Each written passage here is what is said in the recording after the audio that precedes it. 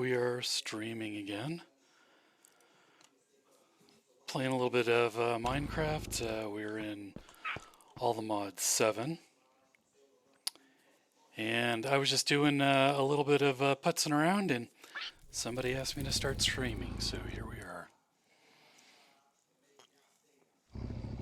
Currently working on building up my enchanting setup. It's a bit more advanced than the last time that I streamed, so hopefully there's some interesting stuff to look at.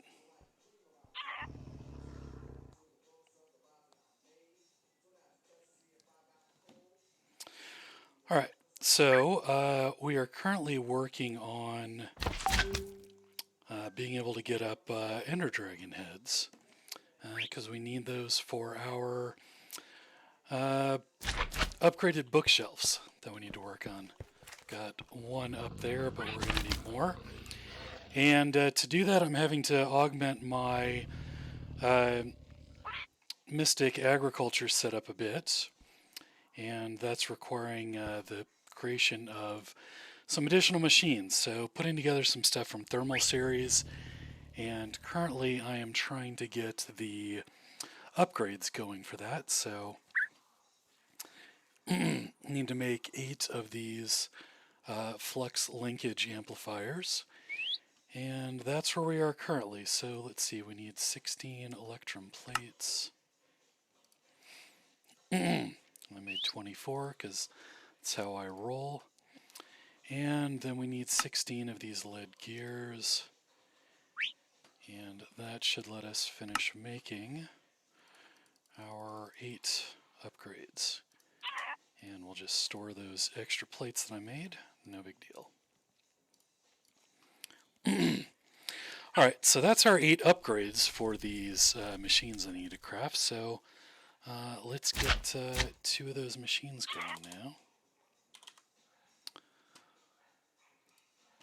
Alright, so we're going to need 2 machine frames, which means we need 2 tin gears. Right there. Get our 2 machine frames.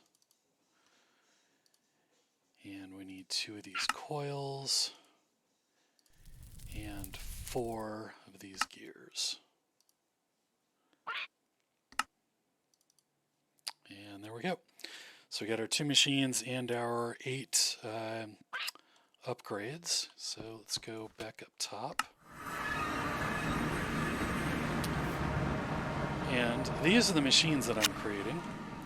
And what I'm trying to do is extend out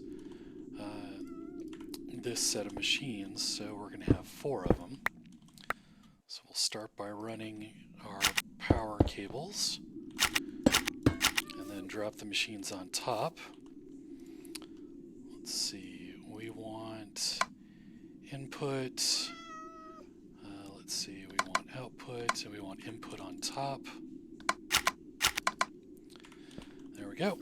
So we're going to be inputting water through the side here. There we go. Each machine has water now. We need to be able to input items on top to recycle the items back into the machines. And then we need to be able to take items out through the side. So we'll set those to pull items out. And there we go. So as the machine processes the seeds, it's going to output the results, which are the seed and the essence. That gets pulled out the side and put into this barrel. We're pulling the seeds out and sending them through the blue line back into the machines. Why are those not coming out? Oh, because I forgot to set the color to blue. There we go. Blue, blue, blue. And then this is going to distribute the seeds evenly across the machines. So we got seeds in here and in here. And we just had one show up here. And seeds over here. So the results of the seeds growing gets dropped into this chest, which is linked back into the rest of the system. So the reason we're doing this is these seeds, I'm not sure why it's not showing. Oh, there we go. It says tier magical. Gotcha. These are tier 6. All right, so basically what I was running into previously, these magical tier seeds need, let's see, it's magical, there it is, magical soil. And creating this stuff requires these Gaia Spirit ingots, which come out of a mod that I'm not currently working with. So instead of going the route where we actually grow stuff on the magical soil, we're growing them in these phytogenic isolators, which don't require soil. So this allows us to get our crops growing without having to go source those Gaia Spirit nuggets or ingots. So let's go ahead and drop our augments in here. These increase the energy usage and lower the efficiency, but each one increases the process speed, so we're generating our seeds faster. So there we go. There's the little system I built up for this. Hey, what's up, Traction? How's it going? I'm doing all right. Just putzing around in some Minecraft here. All right, so it looks like this system is going to continue to work on its own. This creeper had wandered up, and I think this is just absolutely hilarious. We're going to chase this guy around.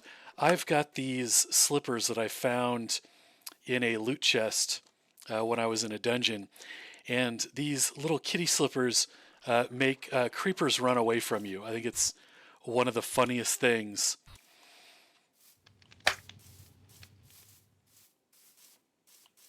Yeah, it's absolutely hilarious having these guys run away. So, all right, so that is going to get our dragon scales built up. So now we need to set up the processing for those. So if we go back down in our base, and I have done a little bit more decorating in here. This particular room is one I showed off previously, where our storage and our original processing is. And went out and harvested a bunch of this crying obsidian, and put it through the scholars table to change the skin on it, so it looks pretty cool. Traction, you were at a party that is, I'm not gonna lie, it's an interesting place to be watching Twitch from, but I certainly appreciate you coming to check out what I'm working on, even though it's not the regular Dead by Daylight stuff. So thank you for coming and checking that out. Since the last time I've streamed, I've got a pet. This little bird. He flies around in our base here now, and he gives us additional abilities. So we get this multi-jump from him, slow falling, and jump boost. So that's why I sink slowly sometimes. Yeah, sometimes setting up an after-party traction is the way to go, especially if the party is not to your likings. But all right, so to get the processing of the dragon scales done, we're going to go over here. This is our mystical agriculture auto crafting setup. So again, this is this ender chest with code 000 is where my machines drop the crafting stuff into. So you can see I've got all of these crafters here working with seeds, and they drop stuff into this white ender chest. So all of the various white ender chests I have with this code 000, they all share the same inventory space. It's just different access points for getting into it. So you can see the dragon egg essence is the same stuff that I was working with upstairs. And this chest over here, again, has access to that same inventory. And then I've got another one of these sorters taking the various essences and putting them through these different colored transport systems. So you can see we've got green, cyan, and blue. And then up here, or down here rather, the black line is just for stuff that doesn't need to be crafted at all. And so the various items are dropped into these auto-crafters.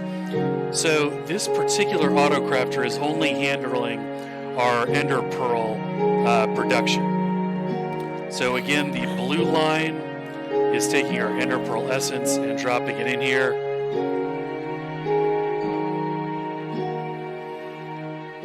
Yeah, man, Traction, that does not sound like the best situation there, especially if the parents don't look like they're on the level. That is definitely something to look out for. So the ender pearl stuff goes blue. We got some stuff going green, and that goes into these various crafters here.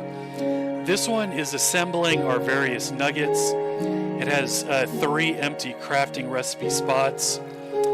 This one has 1, but this outputs to this special blue chest, which, if I can come over here, the blue chest where the ender pearls go launches them into this setup. So if I use that crafter and drop them into the blue ender chest, it's going to get messed up with that power generation setup I have over there.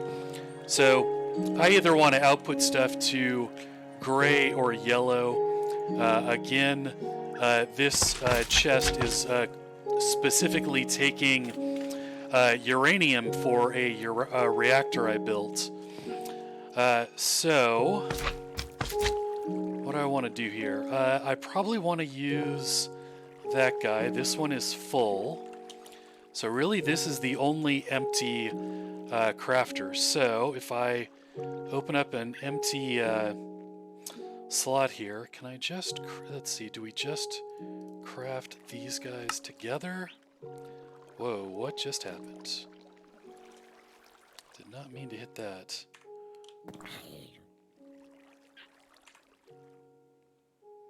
That was interesting. My oh, there we go. I'm like, where did all my stuff go? It's usually a bad sign when all of your stuff disappears. Alright, let's reorganize this real quick.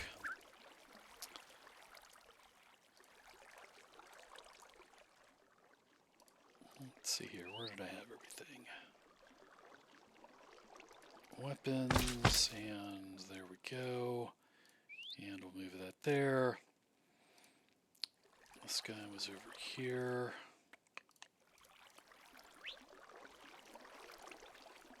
Okay.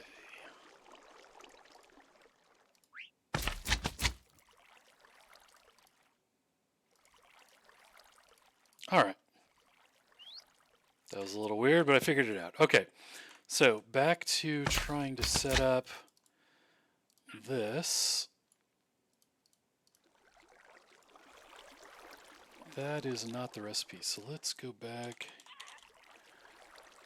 and let's see here. What do I need? Oh, I also need blank skulls. Well, that certainly makes things a little bit more complicated to auto-craft this. Let's see, is there anything else that this essence can be used for? It can create chunks, which can be used to create eggs.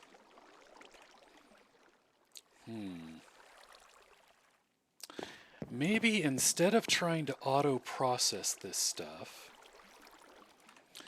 I think what I want to do is just store it upstairs in a, what's it called, storage drawer.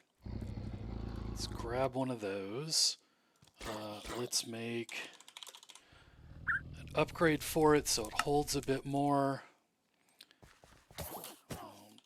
Use the one in my inventory, so I grab another one of those. And let's go ahead and make a gold upgrade. And let's make a void upgrade, just so this doesn't get overly full. Alright, let's go set this up upstairs. Alright, so instead of dropping our, what's it called? Alright, Traction, take it easy, have fun at the party. Instead of putting the dragon egg essence into the ender chest, what we will do, let's see if we drop that there and go ahead and load our essence into it, save that one just in case I need it. Drop in our upgrade. There we go. So this thing can hold 32,000 dragon egg essence in it now, according to the tooltip at the top left. So that should be absolutely plenty. And what we'll do then is we'll set up a new transport line. And we'll need an additional color for this. That is green for default, that is blue for that. So we will go cyan, which is the next color in line. And so we need to make a new filter for the dragon egg essence and set that to cyan. So now it's going to try and put the dragon egg essence through here, which will drop it into here. So we've got 89. And if I put that in there, it gets moved up here, and now we've got 90. So that sorted it properly. Cool. So that looks like it's going to work. And then I only need 2 more dragon heads. So that means that I need, what, 16 essence. So we'll keep 16 and we'll deposit this 48. And now we can go back to trying crafting those dragon heads. Alright, so we need 2 blank skulls, which is soul dust and bone block. I don't know if I have that. I don't think I have any of that right now. How do we make soul dust? We bake smooth soulstone, which means we bake soulstone. Alright. We've got soulstone, so let's go get that started. Drop these in the oven. That'll get a smooth soulstone.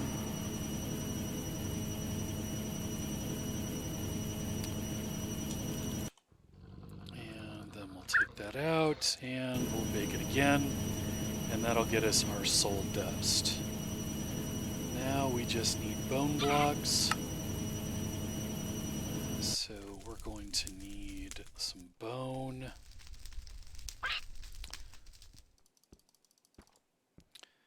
Let's see, that's 24 times 3. I think I'm a little off there, but that's fine. We've just got a little extra. And now we'll just make these into blocks. Actually, there we go. And now should be able to make, where did my bone blocks go? There they are. Alright, so that gets us 4 upgrade templates and 2 dragon skulls, so we can deposit the rest of that. Alright, last thing I want to do is create some muffling upgrades for that sorter upstairs, because boy is that stuff loud. I'll show you how these work. If we go back up top, every time this thing sorts stuff, oh wait a minute, do I already have, Now, why is that so quiet? Usually you have to dump... There we go. The sound of this thing sorting stuff is just so obnoxiously loud. So these muffling upgrades, if we drop 4 of them in there, 4 of 4, that is going to make this thing totally silent, and it will now no longer annoy the neighbors. And I'm using the basic cables. They only move 1 item at a time, so it's slow enough that you can still see stuff moving around, and you don't really need the filtering noise to help confirm that, so that should be fine. Alright, so,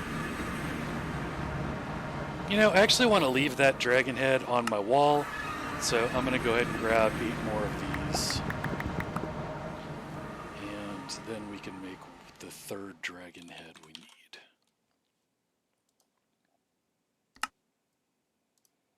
There we go. So now we got 3 dragon heads. Alright, so the dragon heads are so we can build these draconic end shelves. So what we're going to need to do is come up with 4 end shelves, which we can then convert.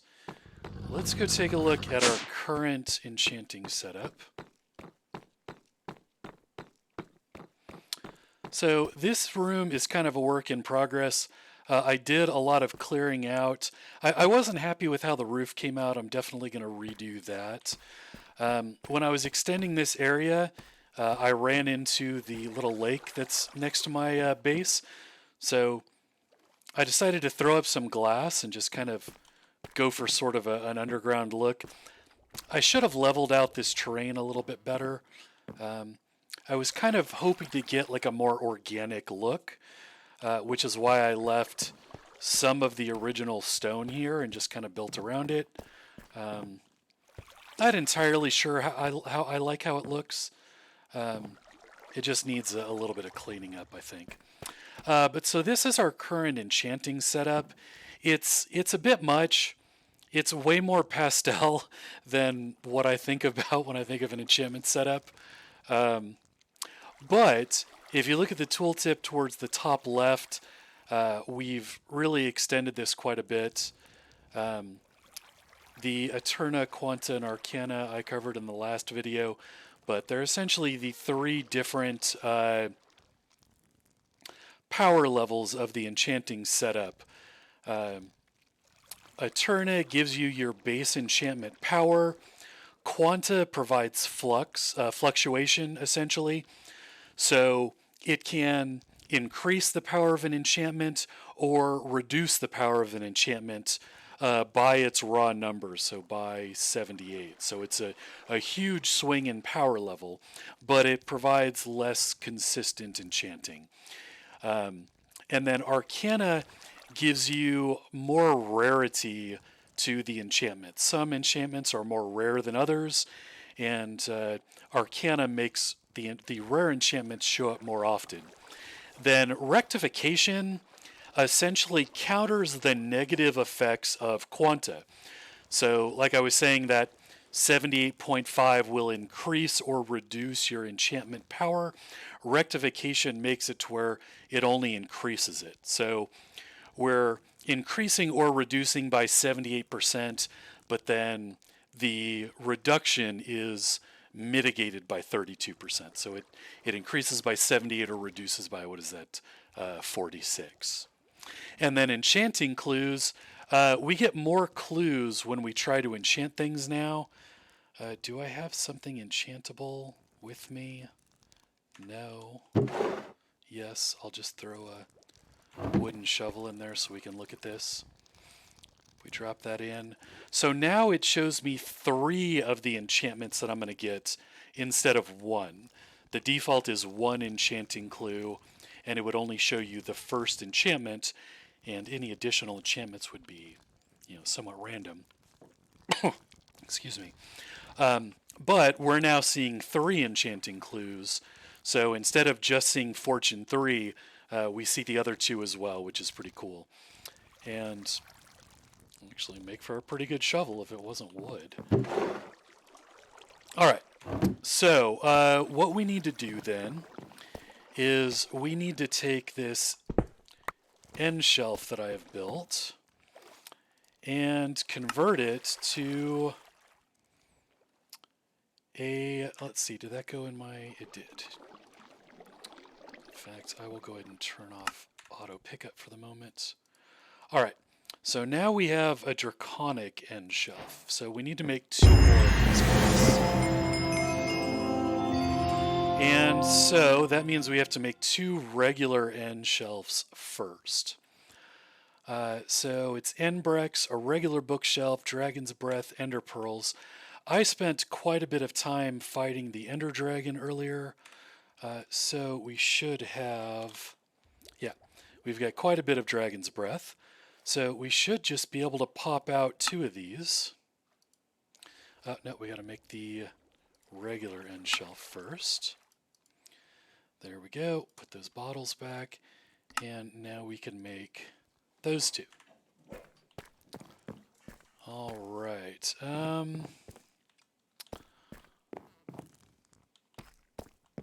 So what we need to do is start making room for these.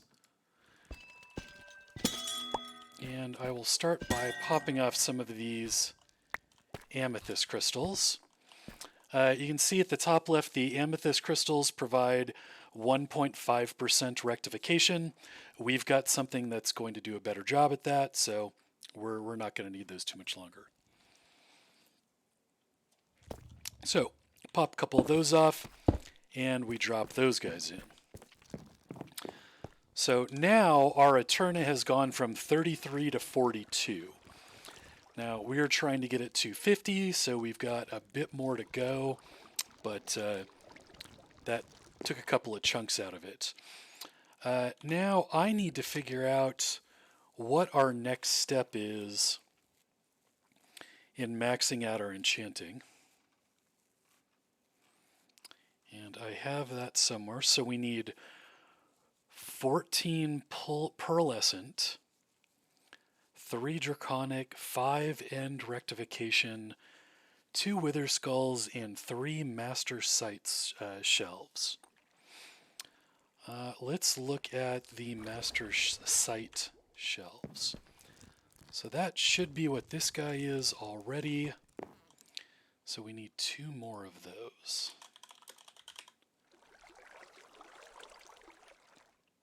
Yeah, so the master sight is the enchanting clues +2, so we need 2 more of these. So we need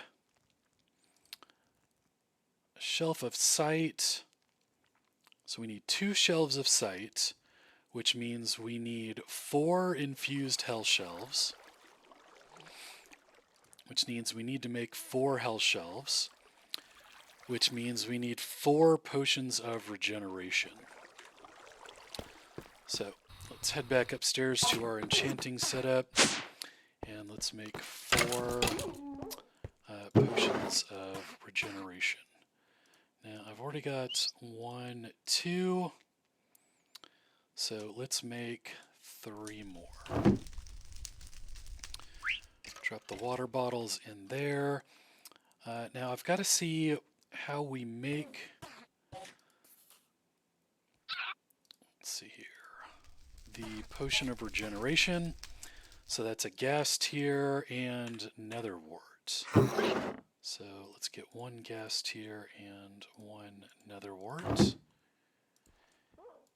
Start by running the nether wart through there, and then we'll run through the gas tier. While this is working up, see up there, I've done a little bit more building in the rest of the base. Started opening this up. Started trying to build some like sort of material gradients into the corner, because again, I want this area to kind of feel like it has a bit of an organic feel to it. Now these walls are rather repetitive. I don't have the cracked brick and the sky stone in there yet. I want to build out the general you know, design, and then go through and sort of fill in the space with a little more character. All right, so that's our awkward potions. We'll drop in our ghast here.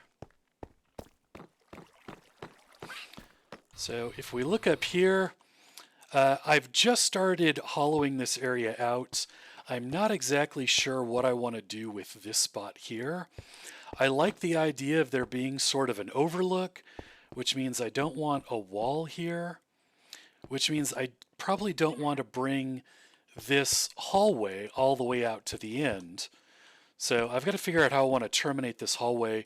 Normally I would start building right here and continue the hallway, but I don't want to do that, so kind of at an impasse till I figure out what I want. This is an area that I've built for the occultism mod.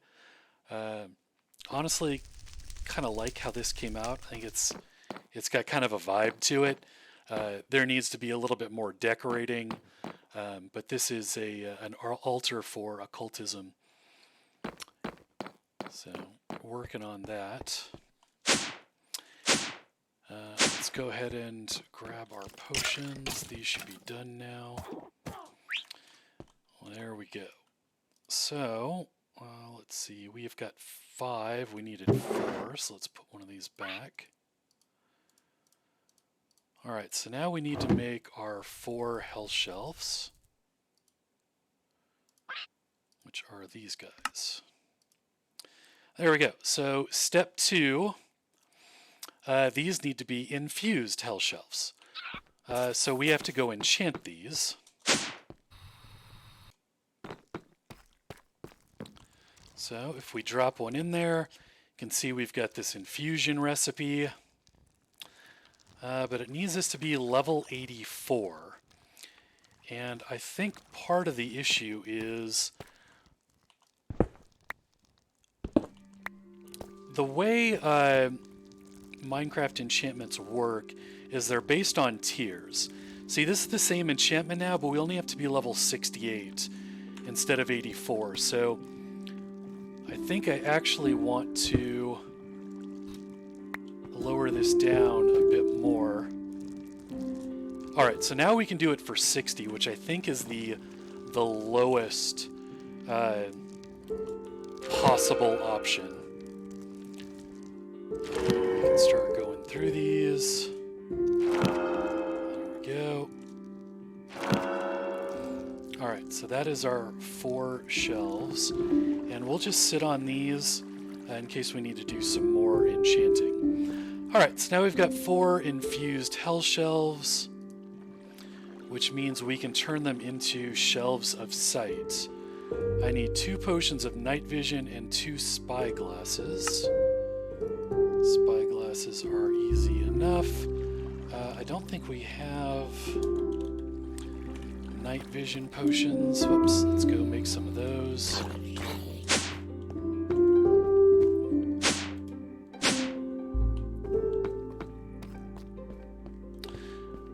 You know what? Let's get these going. All right, how do you make night vision? Let's. So it's 2 potions per, so I need... Oh, actually, those are 8-minute potions. Let's get these done first. So I need 2 3-minute potions, which is going to be netherwort and a golden carrot. Got golden carrots right here.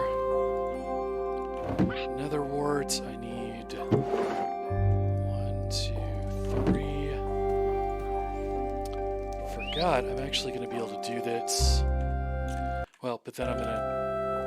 Yeah, getting ahead of myself. Alright, so while that is going, let's go do a little bit more touring. So this is the 3rd lower level that I put together. And definitely liking how this came out. This is azurine. These are ebony planks, ebony wood planks. And this is my Forbidden and Arcanus Hephaestus crafting altar, which is a pretty cool little device. It's got its own custom GUI.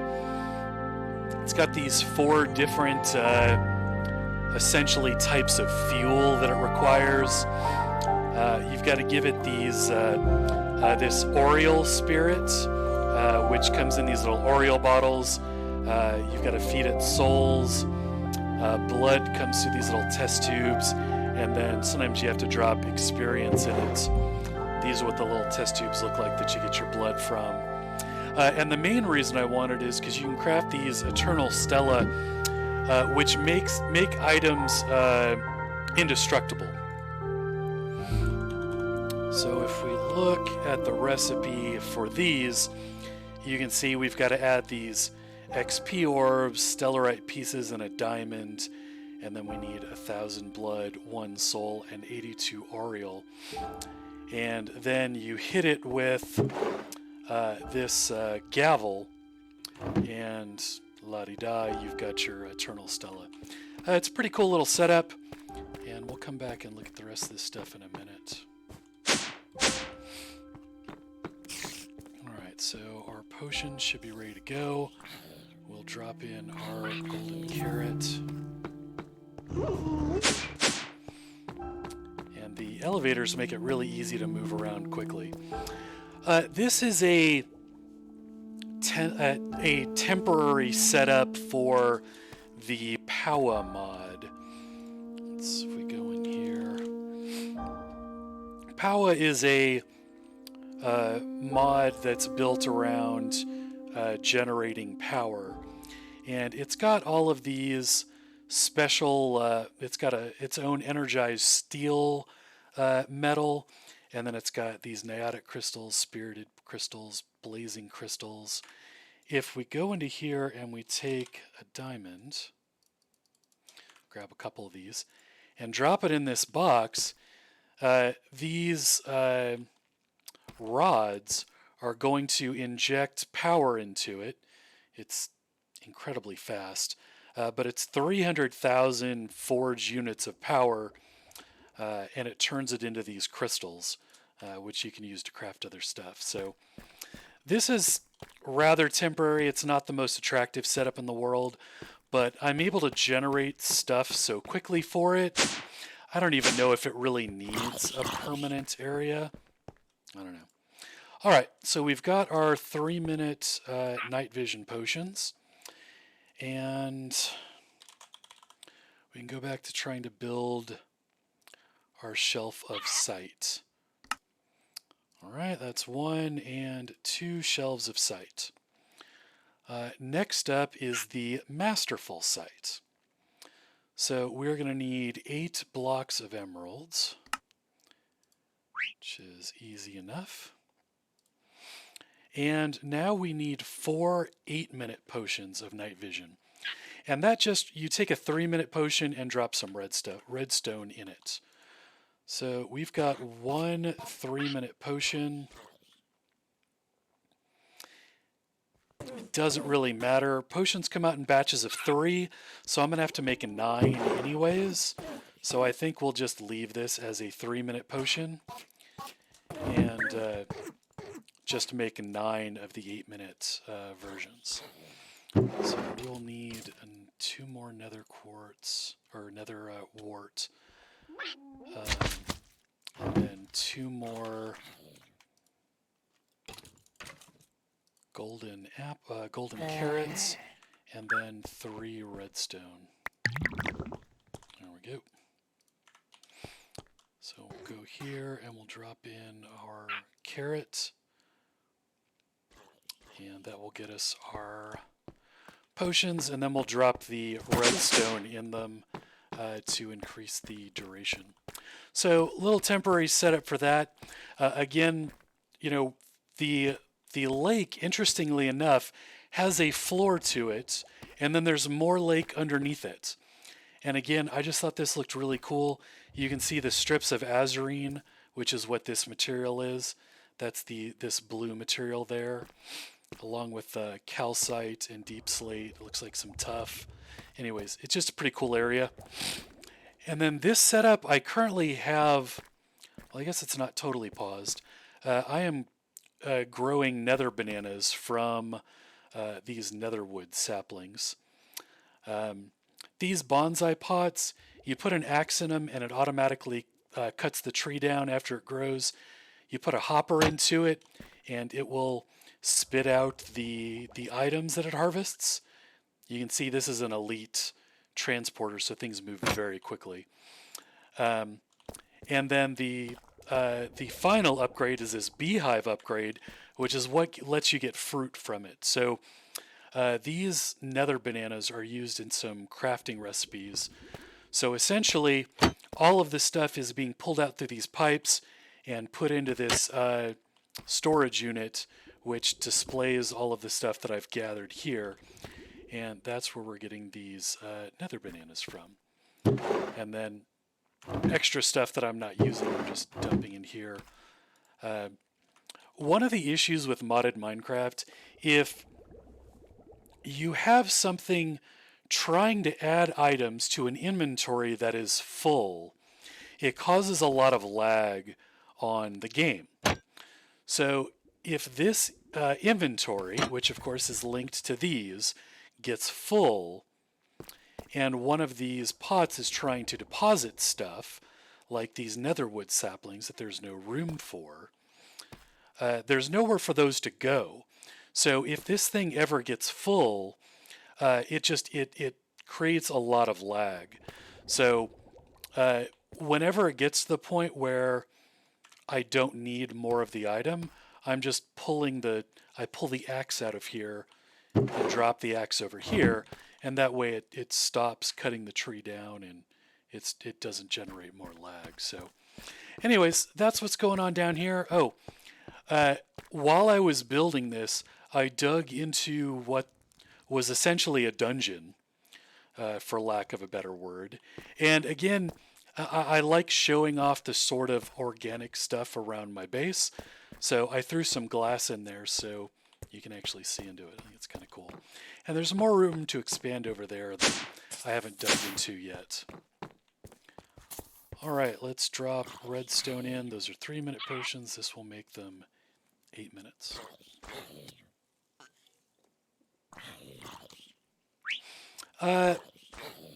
The last thing that I've been working on, and you know what, we'll talk about it while this goes, because this looks like it's going to finish up pretty quickly. I also needed to come up with some better power storage. So I created a uranium reactor, and we'll go look at that next. Okay, so we're back to these guys. We've got our 8-minute potions, so we should just be able to spit one of those out. Now, it takes 2 potions, and we've only got 1 left, so let's make more potions. 3 of those and another wart. All right. So I was running out of places to build stuff, and one of the things about a reactor, you want it to be able to generate power when you're not around.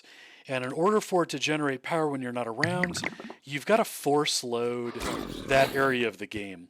Normally, when you wander too far away from a particular area, the game will unload it. So it's not in memory anymore. It's not processing things that are happening there. And it does that to, reduce overhead and the resources required to run the game. So I wanted to build the reactor in these areas here, just so it continues running when I'm not around. Those are 3-minute potions. That will make them 8 minutes. So I went ahead and dug out an area back here, and this is our reactor room. And I'm really happy how this came out. It's got kind of a clean room feel to it. Like there's science stuff going on here, right? I actually don't remember what this material was called. The Twitch overlay is blocking my my tooltip up there. But built this reactor, and it's got, you can see in there, it's got fuel rods that are filled with uranium. And then it's got these pillars of graphite blocks, and the graphite helps with heat transfer. So if we come over here, we can see it's currently generating, well, it's about to kick up here, but this is the heat that it generates. This is the redstone flux energy, the RF energy that it's producing each tick. This is how much fuel it's using, and then this is the efficiency of the system.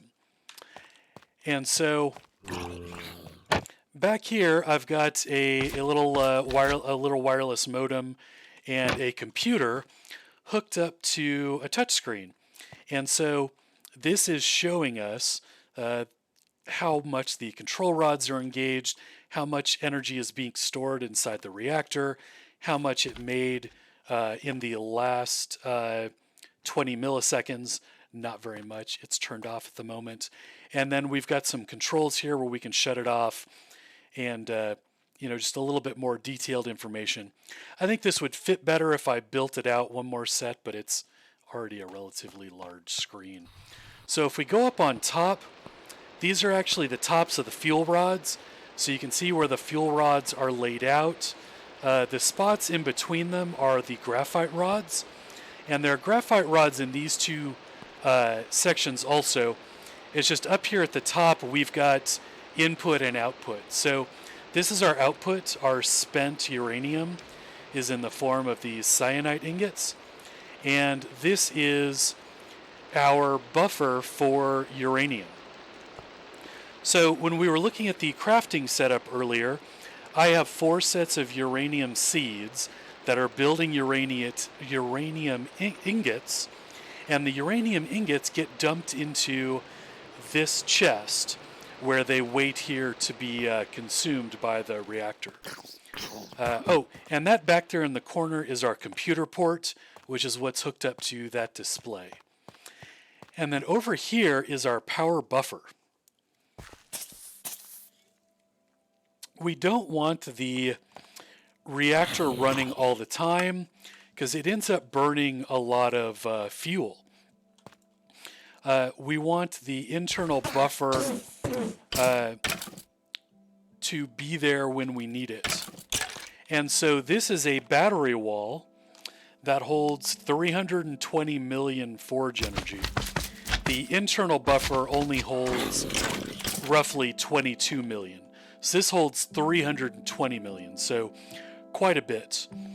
So you can't see it because the blocks are right up next to each other, but we've got an energy output. Actually, no, we can see it through the wall here. That is our energy output, which is feeding into this battery wall. And I've got another little display here showing how much is going in and out, and how much is currently there. And that is outputting. You can see the little gold square there means that the battery is outputting to this dimensional cell, and this provides wireless power to the rest of our base. If we go over here, we can see there's one of those here, there's one here, and so that 44 million energy is shared throughout the base. All right, so now we've got our potions, and we should be able to do 1 and 2. That was all we needed, because like I said, we had to make extra potions anyways. Alright, so now we've got our 2 master, there we go, site chests, or bookshelves, and we can drop those there. So now we get 7 enchanting clues. If we pull one of these guys out again, we can see there aren't 7, enchantments available for this particular enchantment, but we're seeing 5 of them, which again, there's not always going to be 7, but if there were 7, it would show them to us. So that is maximized. So, what did we need next? 5 end rectification shelves. So that is our next step. This is...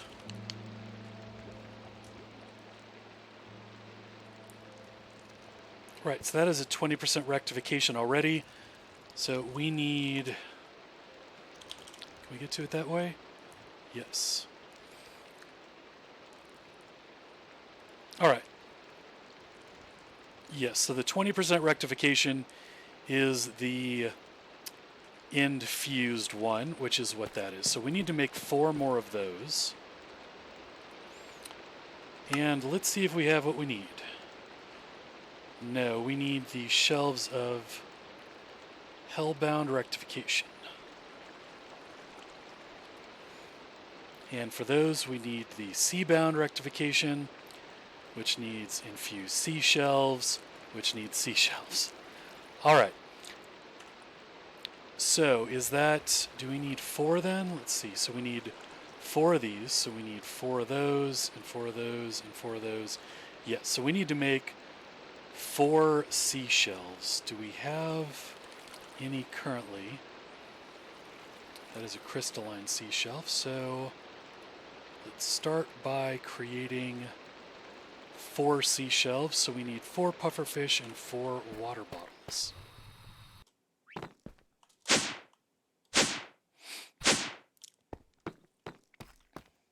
1, 2, 3, 4, and 1, 2, 3, 4.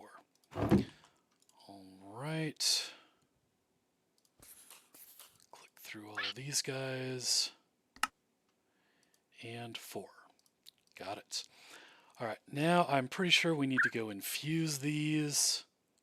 Yeah, we need infused sea shelves.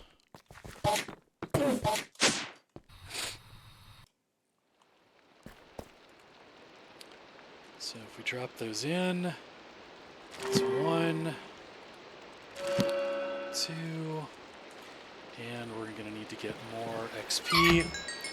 Luckily, we've got XP on tap. Alright, and now we need to get back up to level 60. We have 747,000 units of fluid XP here, so that won't be a problem. And we need more lapis. Do we have some here? Yes. Alright,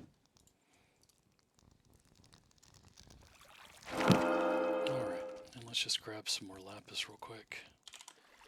So we'll be here next time.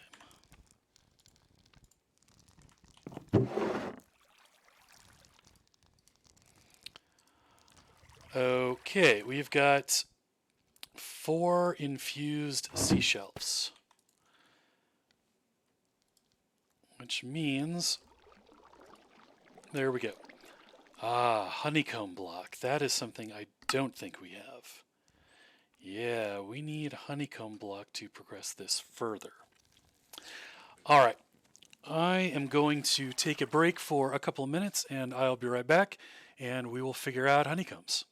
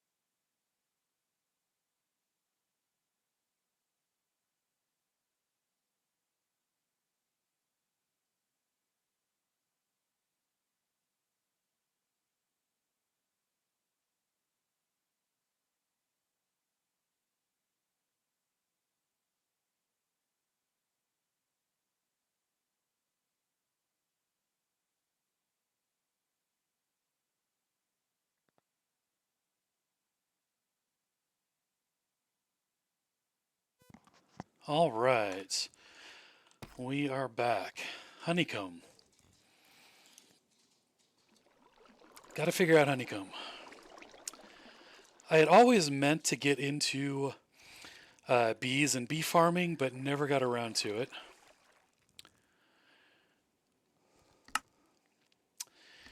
And literally all we can do is, to get honey blocks, is to go find honeycomb. So, first let's free up some space in the inventory.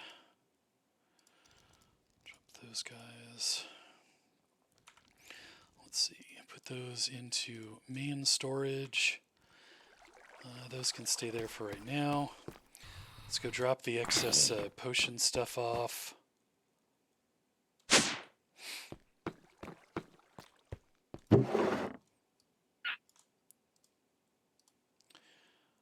All right. So we're going to need shears.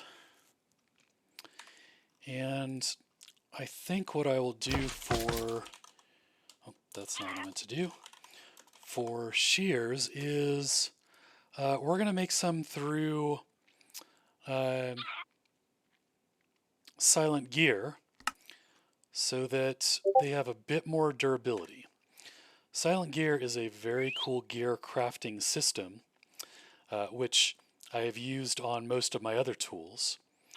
And so if we look at something like this arrow, it says we've got 221 ammunition, which is essentially like durability. When you use all the ammunition, you don't have arrows anymore, right? So instead of just make it to where you have to craft a bunch of these things, the arrow is essentially reusable. And then I can repair it and get more ammo. But what I wanted to show you is it says construction left alt. So if I hold down the alt key here, you can see I built Tyrian steel arrowheads out of supercharged 2 Tyrian steel that have been graded level S, a blaze gold tool rod, and feather fletchings, and I was able to build a set of arrows with customizable skills, or abilities rather. And so these abilities, sturdy, flexible, and synergistic, are based off of the ingredients that I used to create it. So it's a pretty cool little system. And so what we're going to do, I've got a blueprint book here, and we'll drop our shears in there. And we will select those. And now all we have to do is grab 2 pieces of metal. And let's see here. Probably don't need to use Tyrian steel. What I want to use is something with a high durability that doesn't have a lot of value otherwise. So if we look at the Tyrian steel here, it's got a durability of 3,652, which is very high compared to iron, which is 250.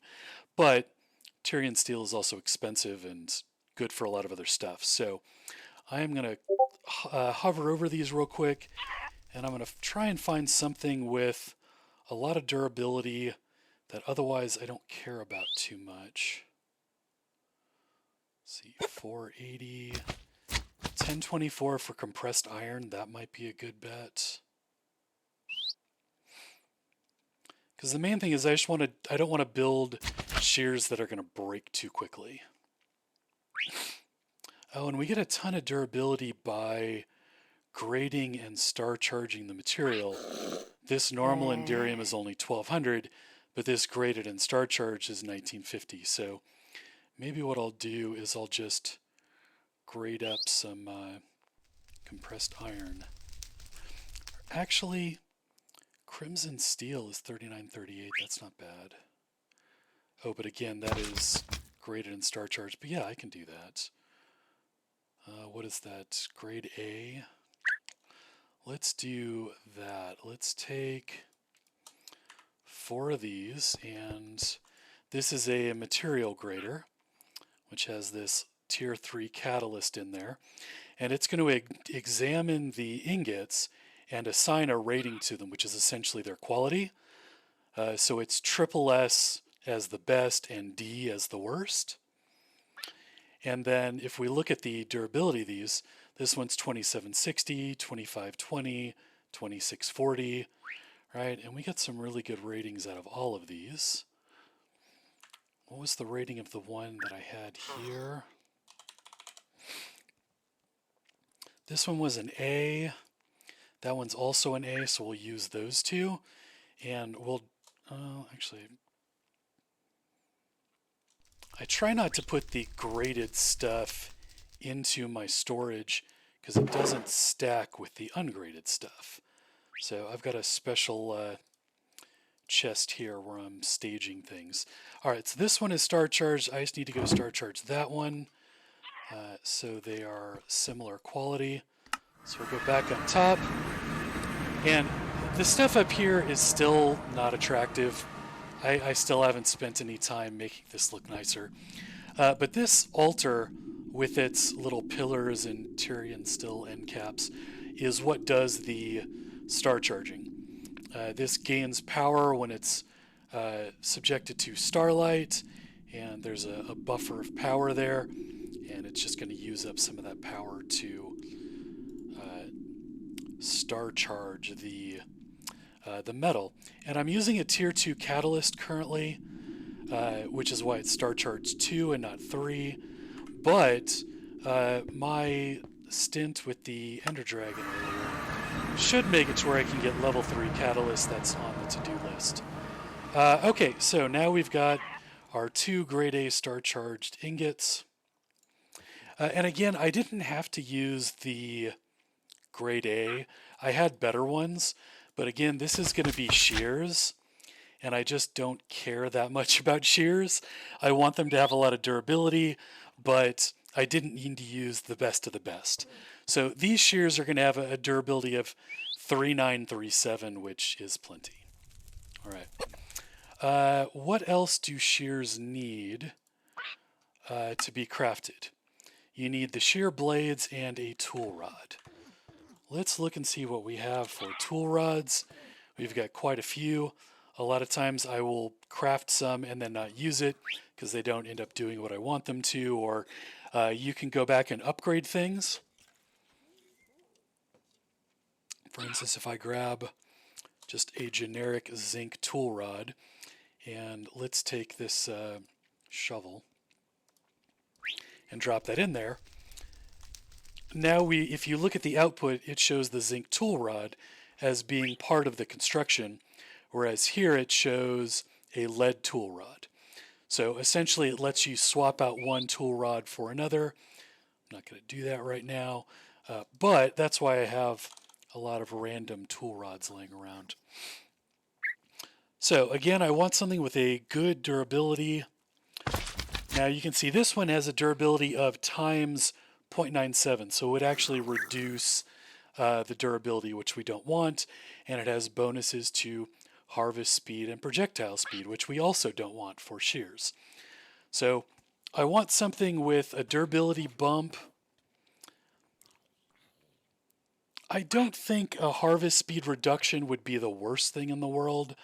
I don't think it takes particularly long to harvest honeycomb. So let's see, this gives us a harvest bump of 1.11 and a durability bump of 1.4. Only got one of those left though. Let's see, this is 125 and 1.1. Honestly, that might be good enough. 125, 1.1, yeah, that is the same. Just 125. Here we go. So this compressed iron tool rod gives me a durability bump. Doesn't mess with harvest speed, that's fine. So I will use that. So if we combine these, we have our shears now with a durability of 4,686, which had better be plenty. If we need more than that, something's wrong. Drop those back up in there. Put that away. Put that away. Whew. Now we need to find bees. Don't know what the best way to find bees is.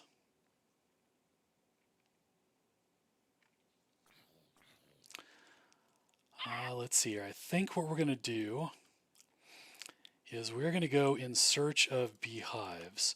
which I have done a little bit. Those were empty nests. Oh, I took the hive out that I found and used it elsewhere. I have these bee cages where I have trapped some bees. There we go. So this is a magmatic bee, but the rest of these are standard bees. So if I go capture some hives, I've got bees that I can put in there. And I think what I'll do is I'll grab a couple of these bee cages out and try to catch some also. My cat is telling me that he requires my assistance, so I'm going to take another quick break. I will be back in just a minute. Sorry about that.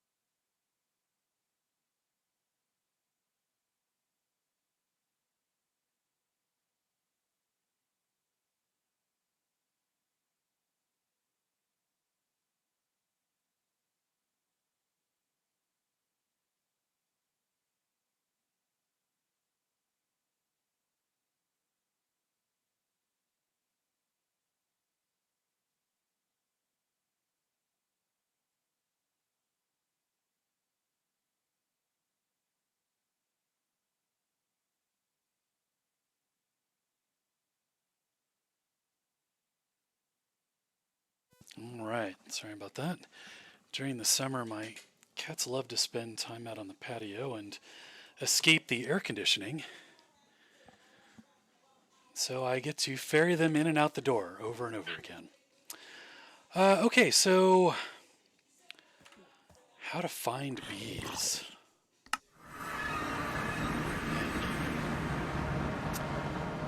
That's a good question. I think what we're going to end up doing, you know what? Let's go to a flower forest. Seems like the place you'd go to look for bees. So let's see here. Flower forest. Search. And off we go. Let's see, we need to go 1,100 blocks.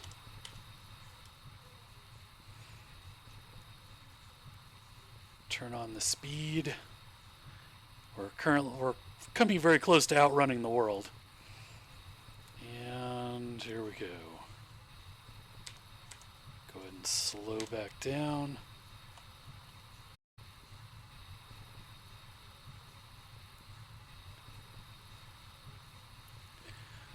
All right, so now we need to find bees.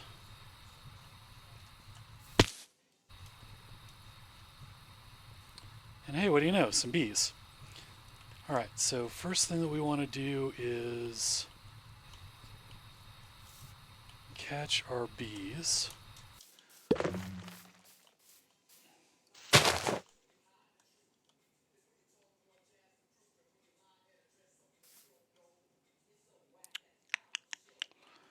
Let's see here. If I remember correctly... Oh, there he goes. Look out for the rabbit. Oh, there he is. These guys are kind of hard to catch. Alright. There's one. There's two. And let's see here. Alright, flower forest was a good idea for finding bees. Let's put these guys back in here. Grab 3 more.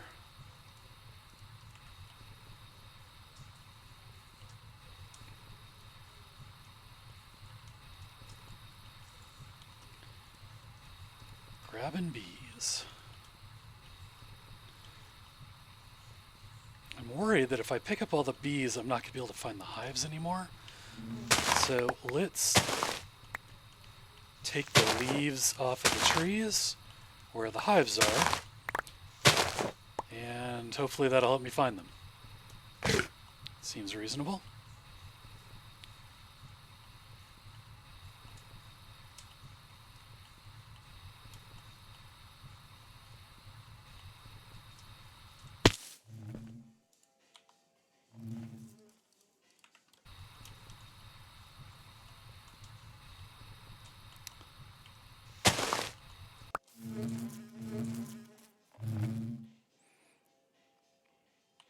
All right, now I seem to remember if we want to, thank you, if we want to harvest these guys, we're supposed to put a campfire underneath them.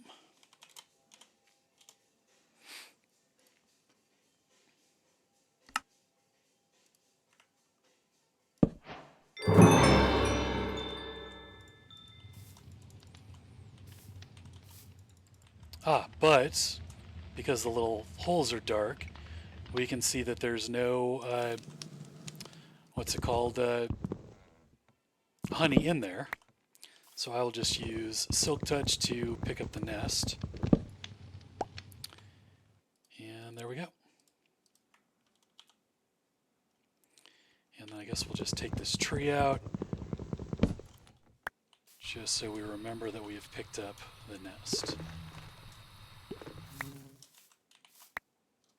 Can I just shift click this? Yes. Let's see here. Do we need more bees?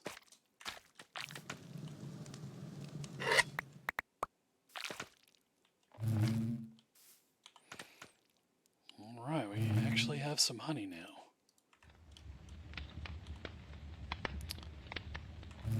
Alright, let's grab more bee cages.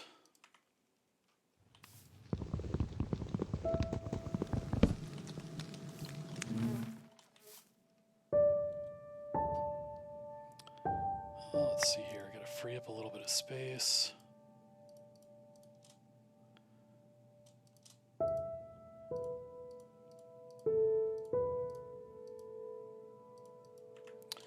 Alright. Let's see, I'm pretty sure a bee left. I don't know. Alright, well, let's go ahead and grab this guy. These don't stack. They do not stack. Unfortunate. Alright, let's go ahead and take this tree down so we remember we grabbed everything.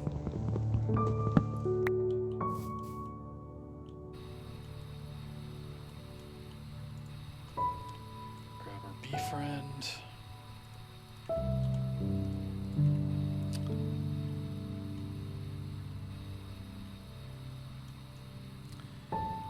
And where is the next nest?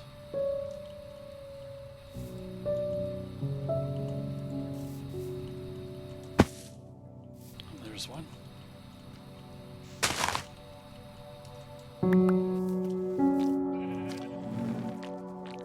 right, we are rinsing and repeating.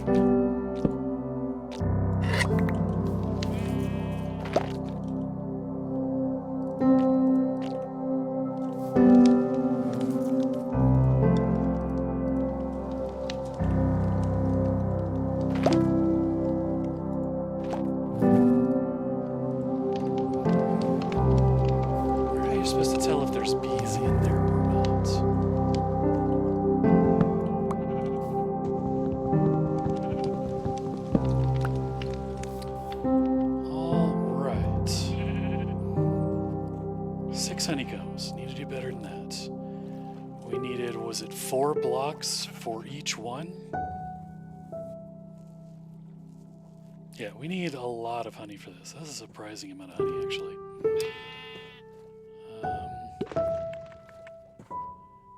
Alright, I think we've got enough. Well, you know what? We've got 7 empty bee cages. Why don't we fill up those bee cages? Go ahead and take that tree out. Mark that one.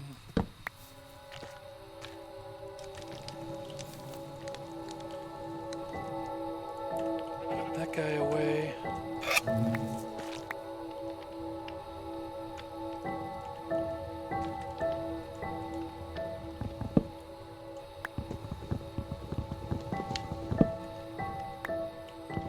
And take our tree down.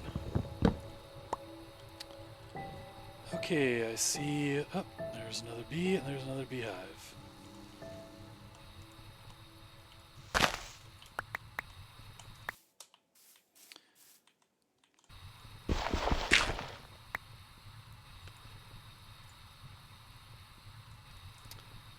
Did I leave my campfire over here? I mean, I can make another campfire, it's not a big deal. Nope, there it is.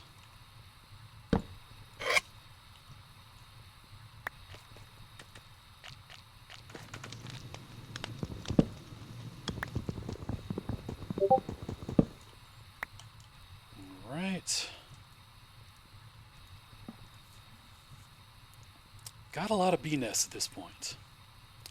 But we need a lot of honey, so... okay, so we're on the lookout for more bees. I have a feeling this is a process I should have started a while ago.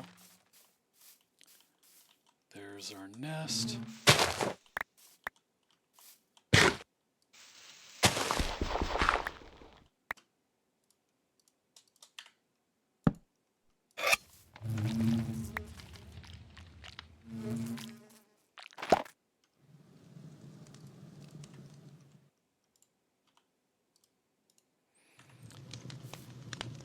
Is that all of our bees? I think that's all the bees.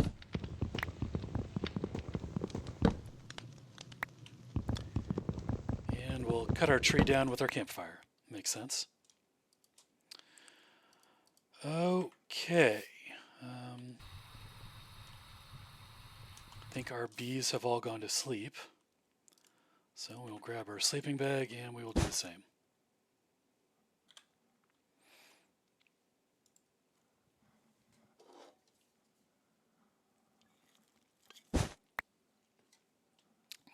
All right.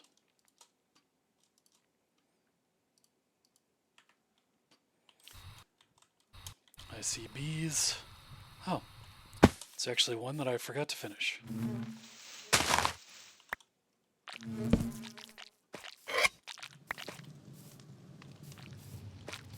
Anybody want to come out of there? I do not believe so. Huh? Thank you. Yep. Oh no. Alright, let's go ahead and take this guy down.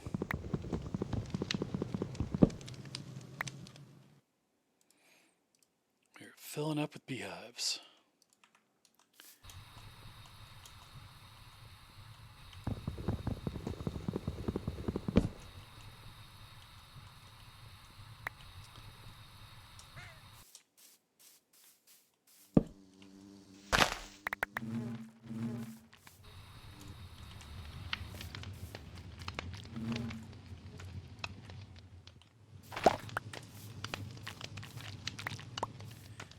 Catch those guys before they can escape.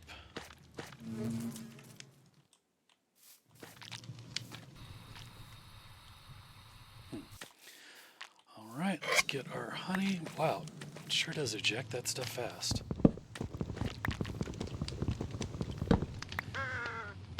That is honeycomb that has a place to go.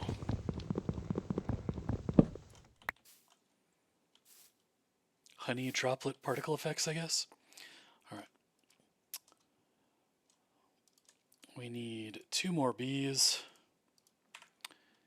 to finish filling up our bee cages, which, you know, we don't have to fill up our bee cages, but since we're here. But I am also not seeing more bees. Oh, there we go. There's probably a hive over here.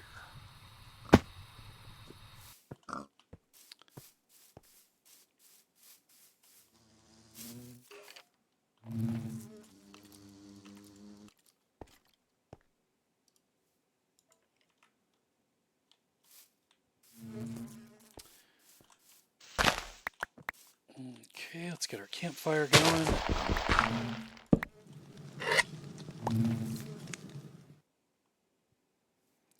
And I think we've got all the bees already.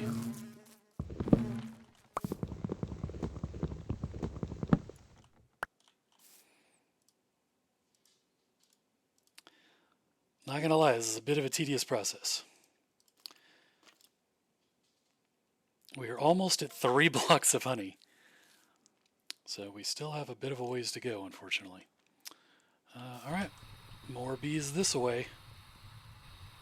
And all of our little bee holders are full. Our bee holders? Is that where the beauty lies? In the bee holder? Alright.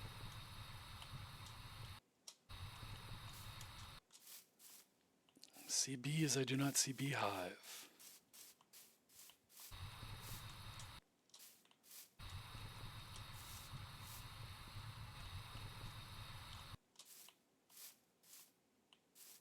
There it is.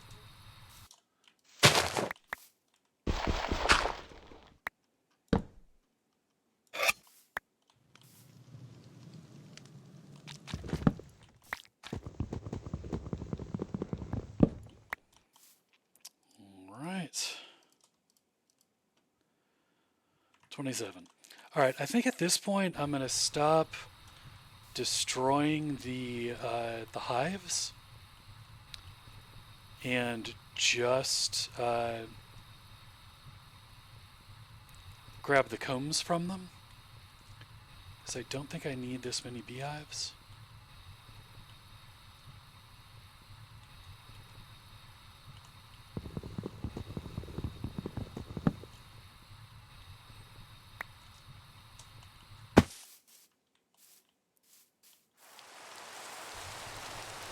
See a bee, so I feel like there should be a hive nearby, but they are deceptively difficult to spot sometimes. Okay, well I just heard some buzzing.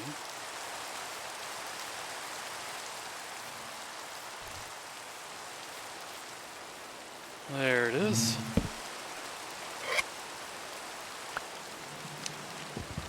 And then we'll just collect our campfire.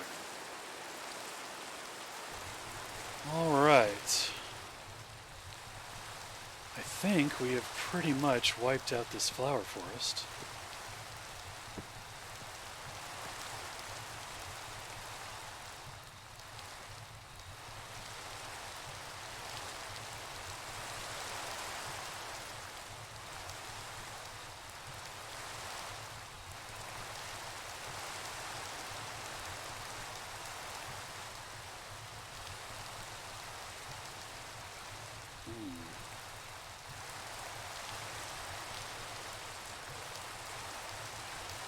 I'm trying to listen for the buzzing of the bees and the beehives, but I'm not hearing anything.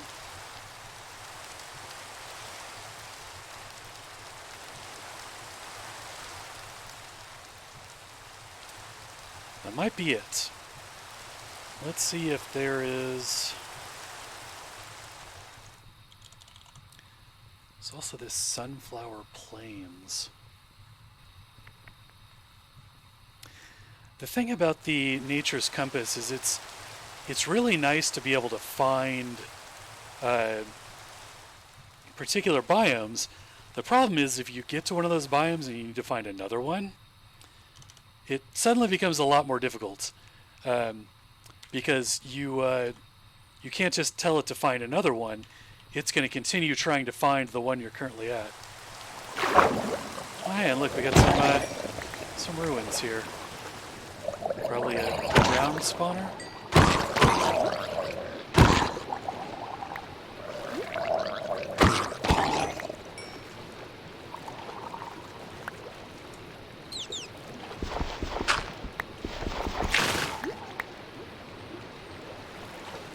Sometimes there's a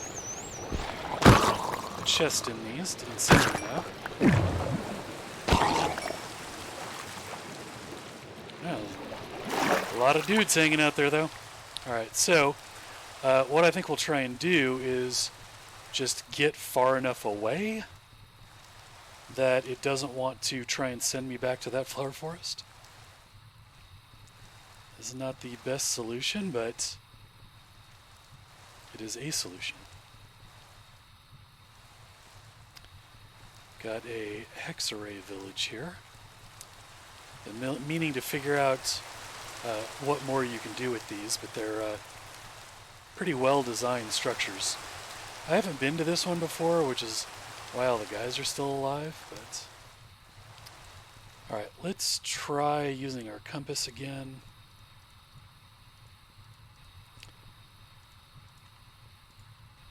And see if it wants to just send us right back where we came.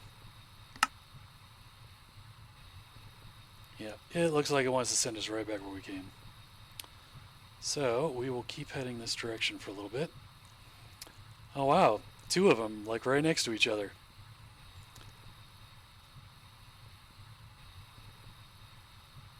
Pretty cool though.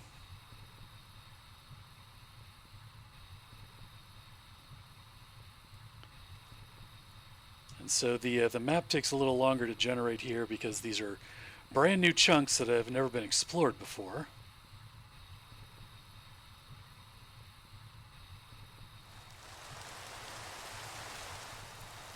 I am starting to be summoned by the cats again.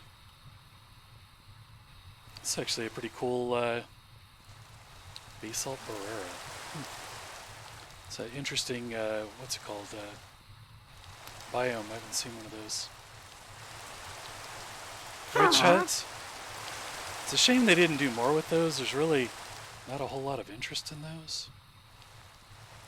Alright, let's see if we get a new flower forest yet. Nope, still looks like it's sending us back the other way. So we will keep generating new chunks. At some point we have to end up... Oh, you know what? Because I'm generating new chunks,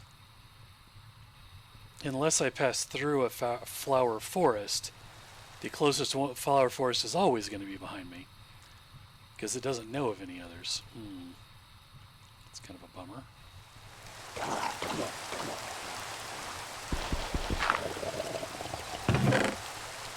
It's interesting, this is one of those drowned chest things. And it's spawning above ground.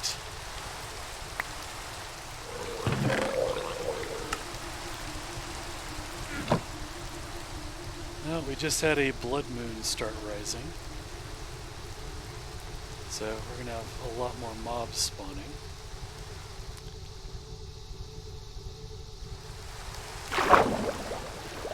Interesting. Some places where, for whatever reason, water source blocks didn't spawn.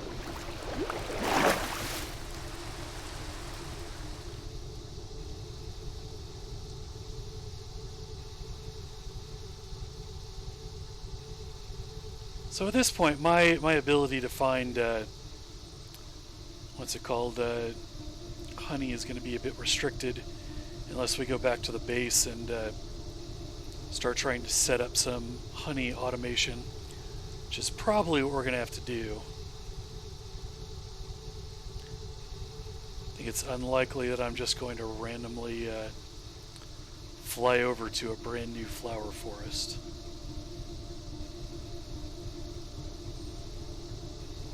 Regular mob party down there. Where is the blood moon anyways? You can't see it.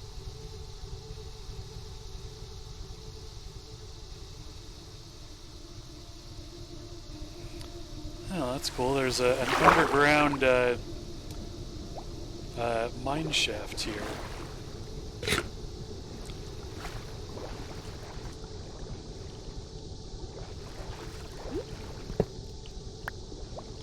Is that a drowned spawner?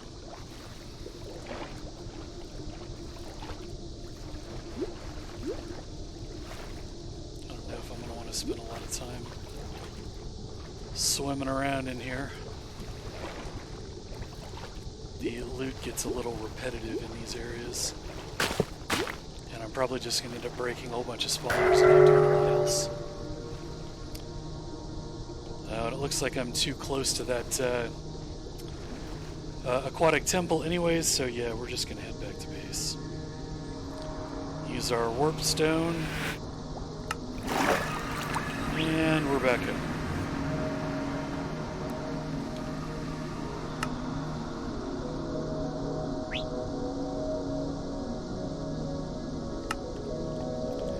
One of the reasons why I got into the power mod was to make this power transmitter. It sends energy to items that players may be holding. And with this dimensional card, it'll even do it if we're in the end or the nether or whatever. And it keeps my, my jetpack charged.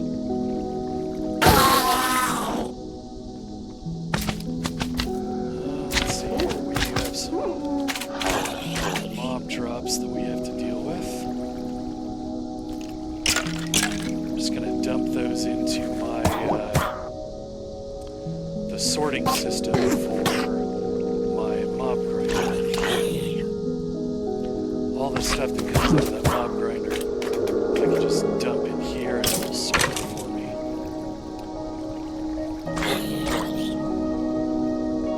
Our inventory is getting a bit full.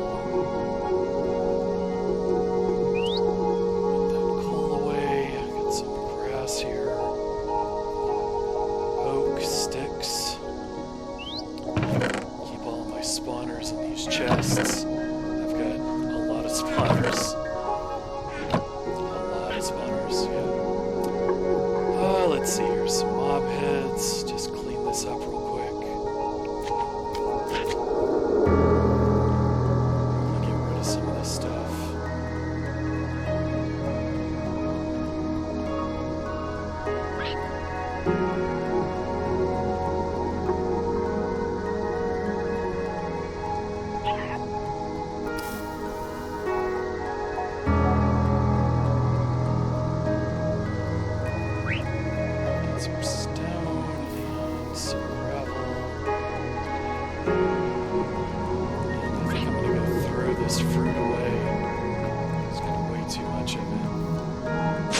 I can eat it, and it just takes up space.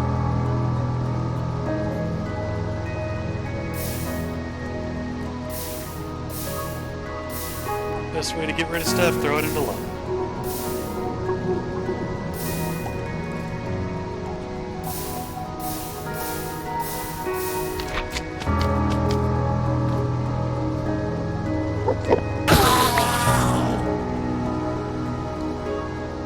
I think some of the Endermen from one of my mob grinders are being able to teleport out of the little kill chamber before they die,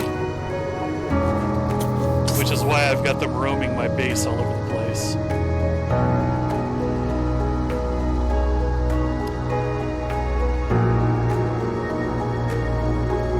That's a big deal. Grass. Dust. There we go.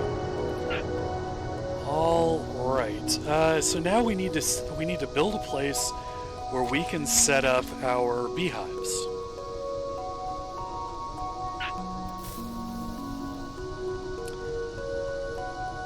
Part of the reason why I had been waiting to get into this is because bee processing takes up a decent amount of room. And because I don't know how much I'm going to need, I don't necessarily know how much space to dedicate to it. And unfortunately, with Minecraft automation, if you don't dedicate enough space to it, you can end up causing a lot more work down the road, um,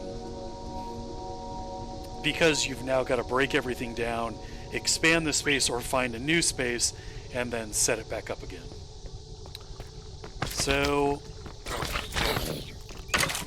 we've got a couple of choices. We can build it upstairs, but again, I'm already running into beautification issues up there.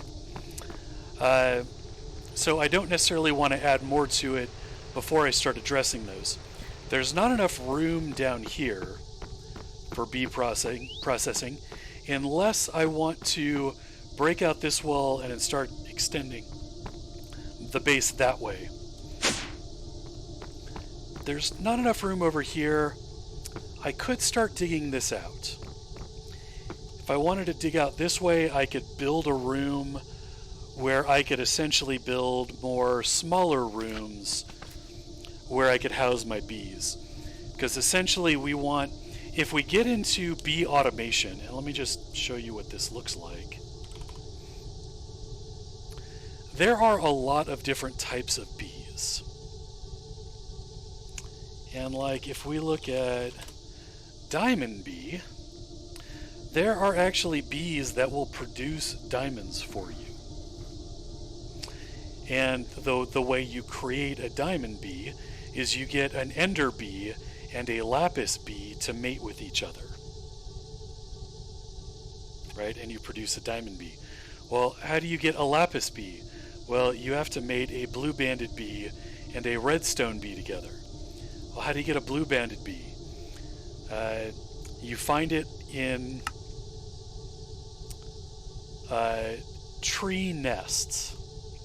So we would have to go find a jungle tree with a jungle nest in it and acquire our blue-banded bee.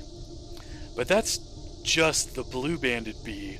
We also need a redstone bee, right? Which requires a glowing bee and a chocolate mining bee, right? Like, if we actually get into bee automation, we're going to need a lot of bees, which means we're going to need a lot of room. So, if you need a lot of room and you don't want it to look nice, there we go, you either have to plan way ahead or build inside of a tiny machine. One of the things that I neglected to mention earlier when I was talking about my base setup, I built all of these garden cloches, and then I ran out of room in this room.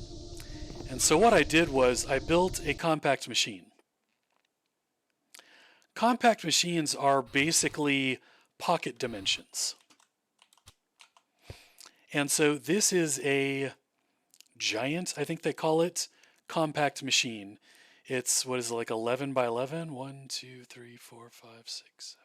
It's a 9 by 9 by 9 square. And so when I needed to expand my mystical aggregations development, I built this room. And because it's 9 by 9, I think that's, chunks are 13 by 13. So all of this should be chunk loaded. I guess we'll double check real quick. Yeah, so I'm at that corner of the chunk, and then I'm at this corner of the chunk. Yeah, so this should all be chunk loaded. Yeah, exactly. Cool. So this is just a sort of cookie cutter extension of my garden cloche setup. And if I wanted to, I think there's actually room for a second layer, because this is 1, 2, 3, 4, 5 blocks tall, and then I would need 4 blocks above here, 1, 2, 3, 4.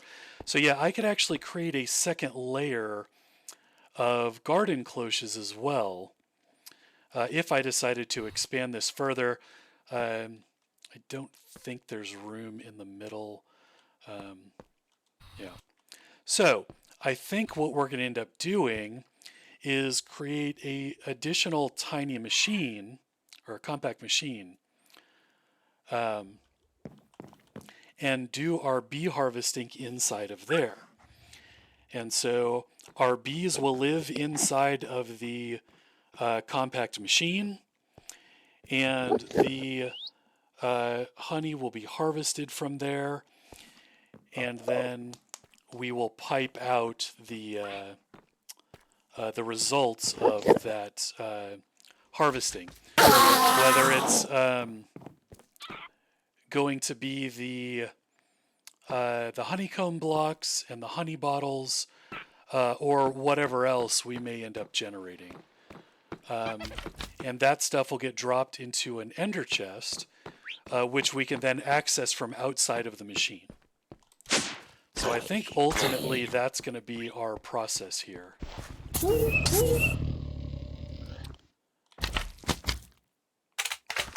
Where are those tiers? There we go. All right.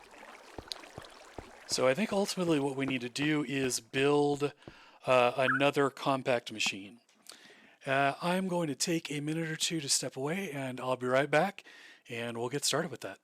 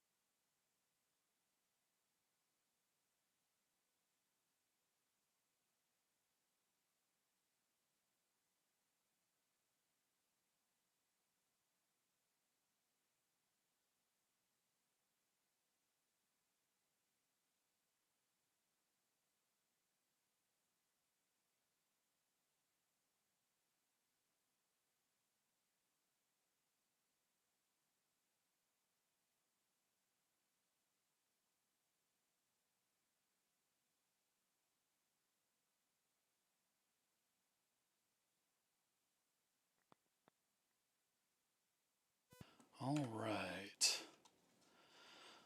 Let's get back into it.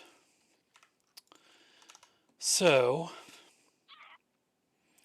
having never dabbled in bees before, I need to figure out how to automate it.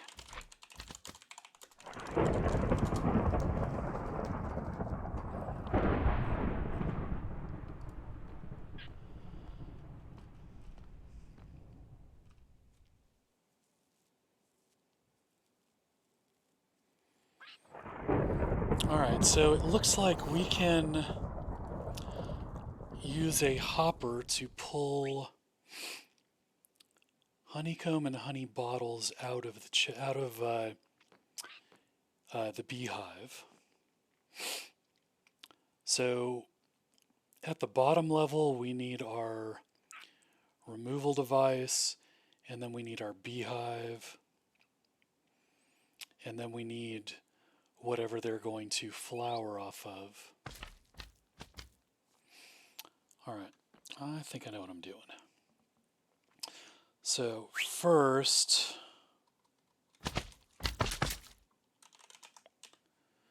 compact machines.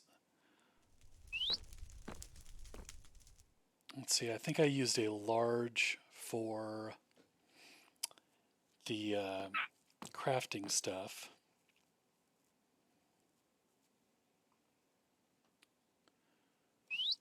Let's see, 7 by 7, yeah, so the large is 9 by 9. Chunks are 13. So I feel like using a 13 by 13 would be the most efficient because it's essentially a full chunk. And that requires walls and a block of netherite, which I just happen to have laying around. Cool. So the next question is, where do we want to put our block? And I think for right now,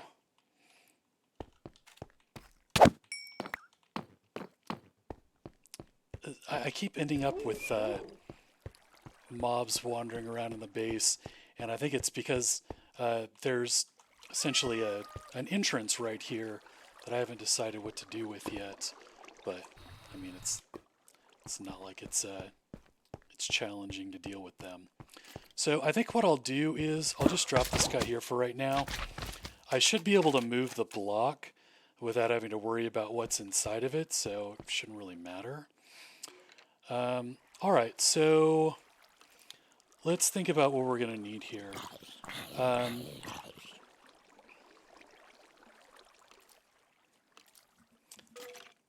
If I remember correctly, there are actually better bee nests available. Let's see here. What is the bee mod called?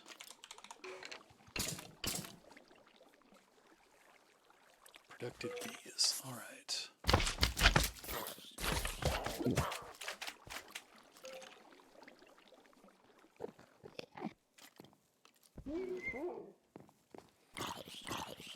Yeah, here we go. So we've got nests and expansion box. So I think what I want to do, I craft these up now because creating them requires honeycombs, which the whole point is I was trying to gather those. They also require regular beehives. Let's get the combs that we need for our bookshelves done first, and then we can convert the regular beehives into these advanced beehives. So let's not worry about that for now. I'm going to want glass because we're going to build an enclosure. So we'll take a couple stacks of glass with us. We're going to need logistical cables to move stuff around, but I am basically out of those. I think basic cables will work fine to get stuff into whatever storage system we're going to use.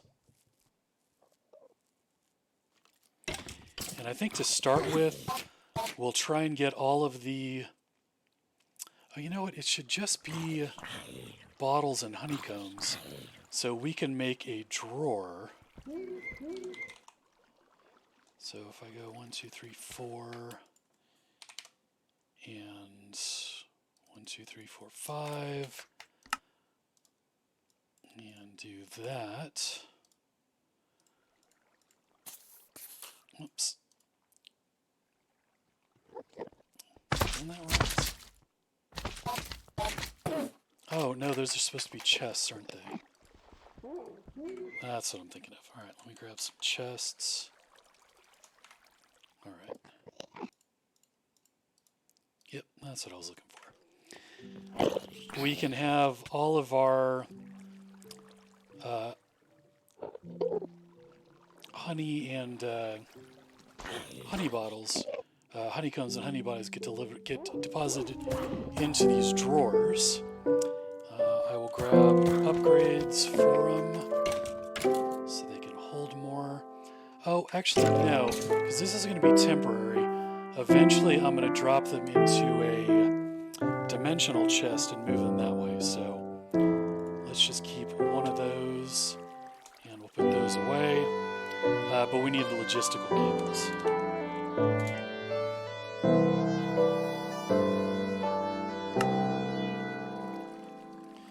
We'll make 3 sets of basics and then we'll upgrade 1 set so we have some faster cables as well.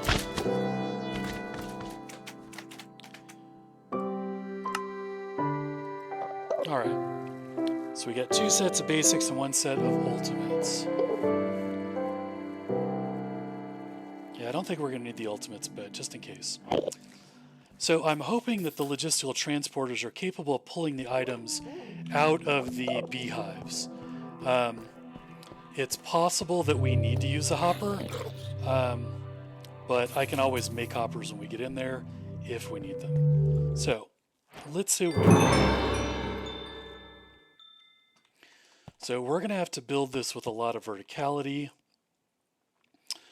We're going to need some dirt blocks. And we're going to need flowers.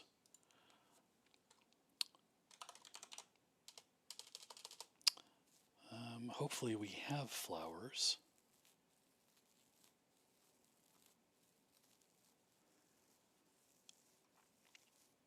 I can imagine I might have just converted them into dye or something. But if I need to go get flowers, that is not going to be the biggest deal.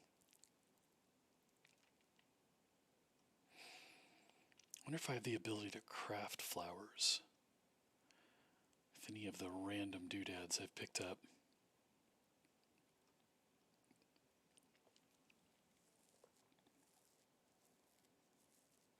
I might be able to make them with the generalized overworld predictions. Oh, you know what? I can just bone meal grass. Yeah, let's do that. Let's put the dirt back. I have grass blocks. And we'll just grab some bone.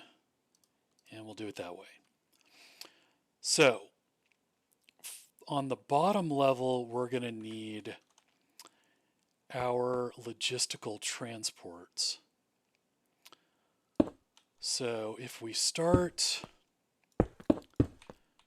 running these across the back, we'll leave the 2 blocks on the end free, and drop our beehive there. It does not connect. So we are going to need hoppers. I've got 1, so we'll start with that.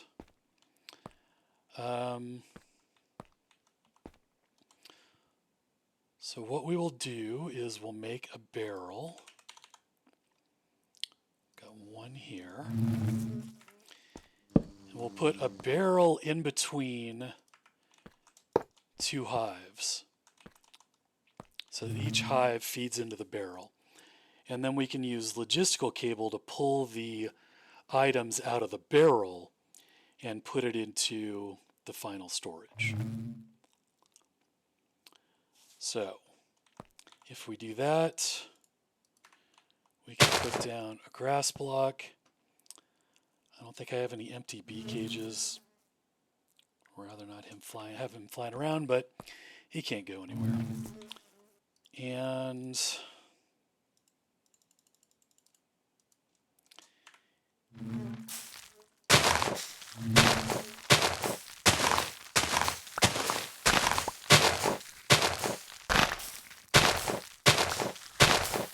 Not gonna lie, I pictured this working better.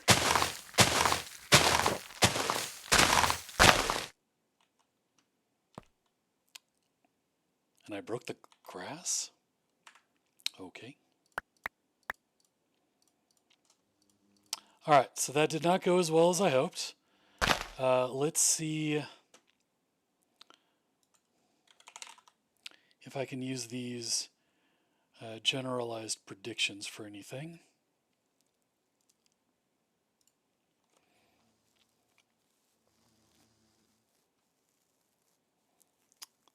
I can craft grass with them, but that's it.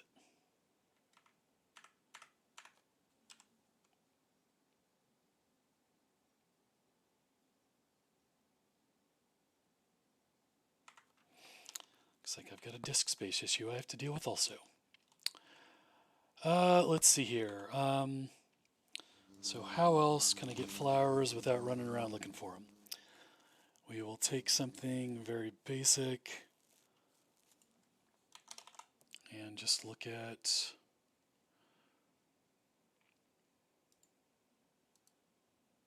there's no way to craft those. Can reproduce them. All right, so I think the next thing we can do to make the bone meal more effective is create a bigger area.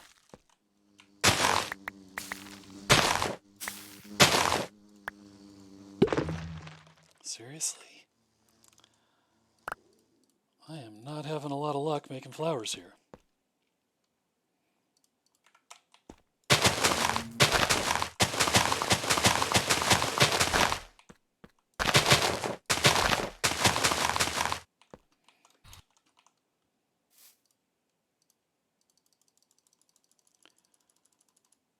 Get more of a stack here and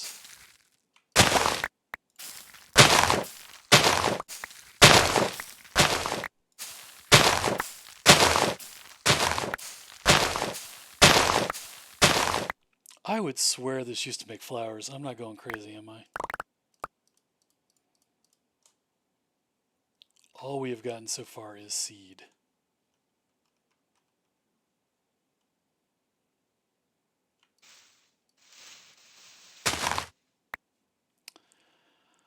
Okay. I guess we're going back to the flower forest then.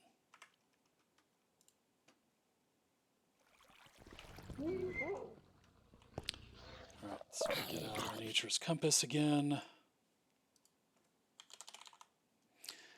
You know what? I probably don't need to go to a flower forest. I can probably just wander around outside. There should be enough flowers to find. So, I don't want to cannibalize the ones right next to my base, so we'll just travel a little bit here.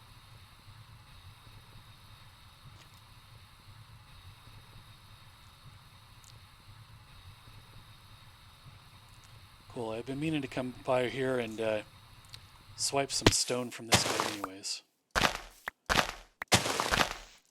Just grab some dandelions.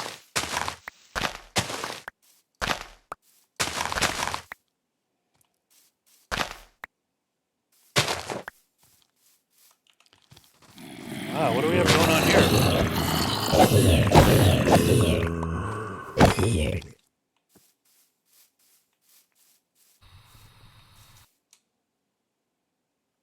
Well, that was interesting.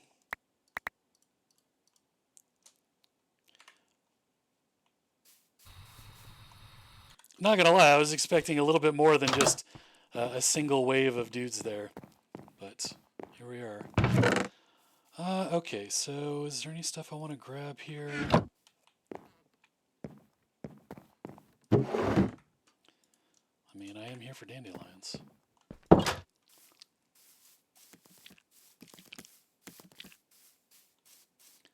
Where's that other building at? There it is. There is some magical stone in here that we can use to build a portal to another world. So we're going to take that.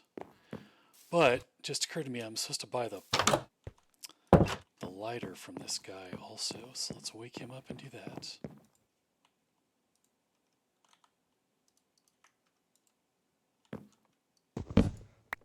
Oh, I'm sorry, was your bed occupied?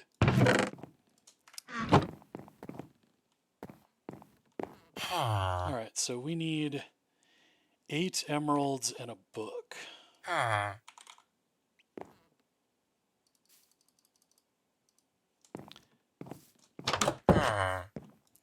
a book.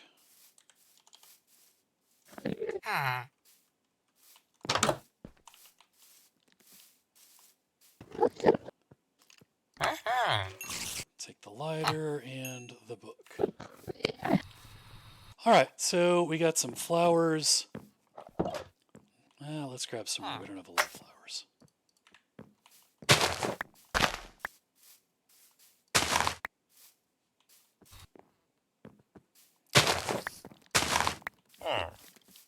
Sorry, mister, I am stealing your flowers.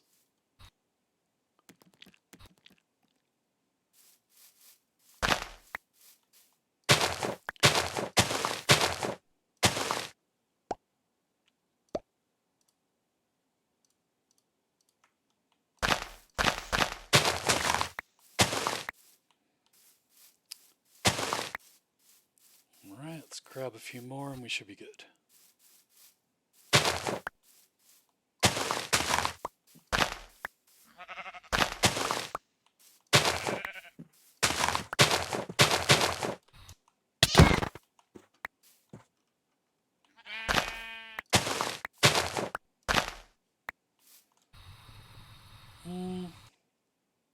Sure. Alright, let's see, where are we going? Where is home? Oh, I will just use my thingamabobber. Yep. Alright.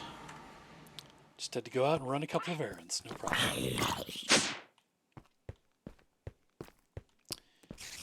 And back into our machine.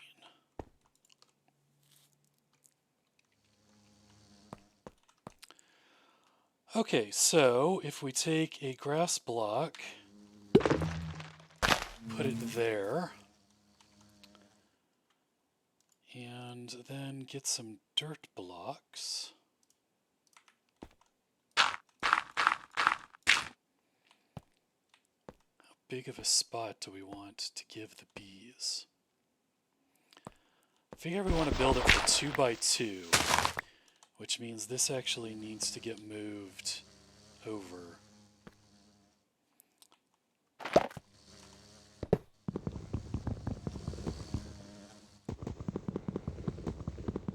Almost punched my bee. Let's see, take the...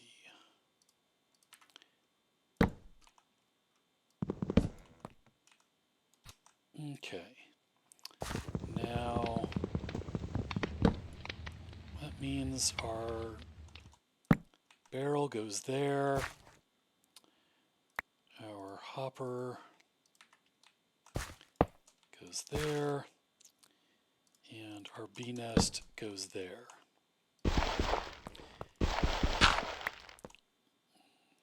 Put our grass there. That will spread. And we can put down a flower.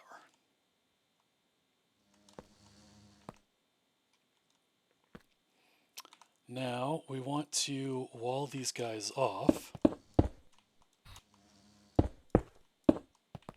Right. And we don't want anything going down there. So I think our best bet is, what do I have here?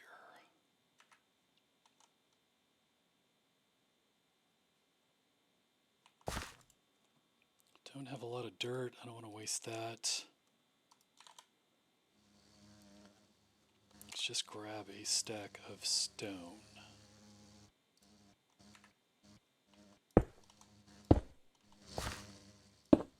Right, and we'll do that.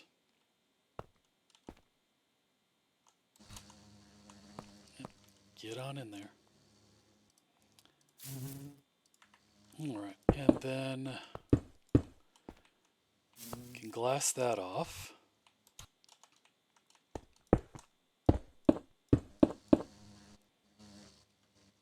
Fortunately, we got to get him in there.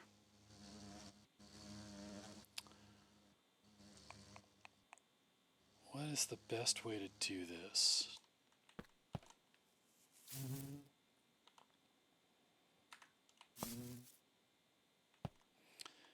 Maybe I put a different bee in there. And I can then collect that guy. So yeah, let's do that.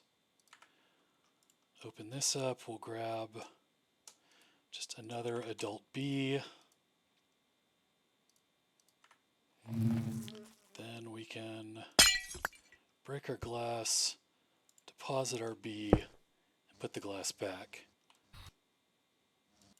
And grab him.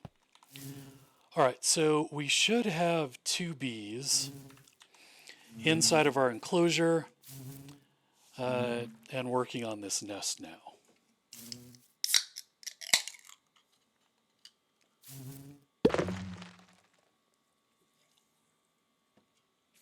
All right, now we want to duplicate this.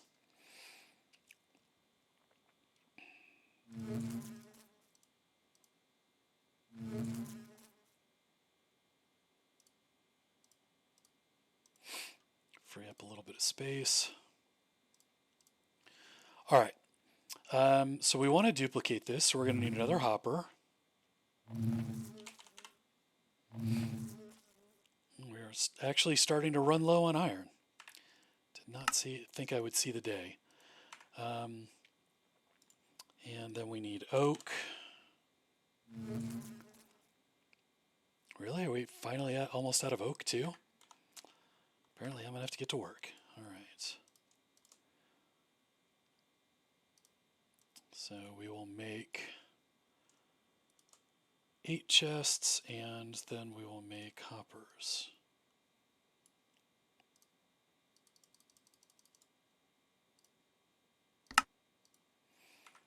All right.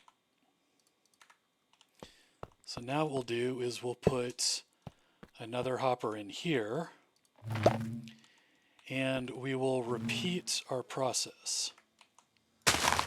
1 piece of dirt, or with 1 piece of grass, along with some dirt. Now I'm worried the grass is not going to spread while we have the flowers on there. So let's put an extra piece here. Actually, let's just do it like that. We can have that one spread, and we don't need to do that. All right. So we've got our hopper feeding into our barrel, so now we need our beehive.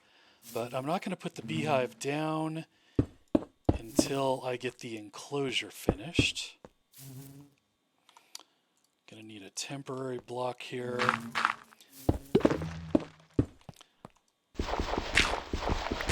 I'm trying to leave the excess space for now, because I know I'm going to have to run some cables through here. And so the empty space is probably going to be how I run my cables. All right, and now we need our stone. Like that.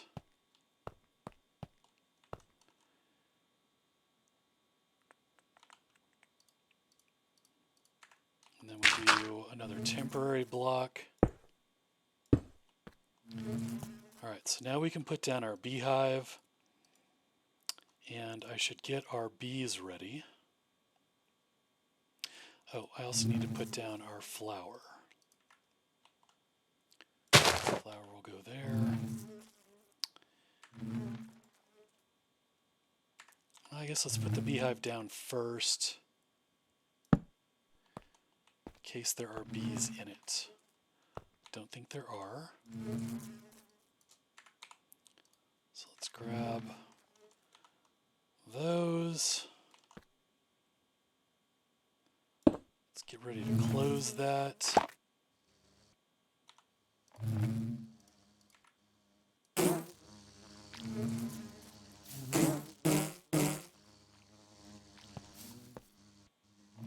And they just ran straight out.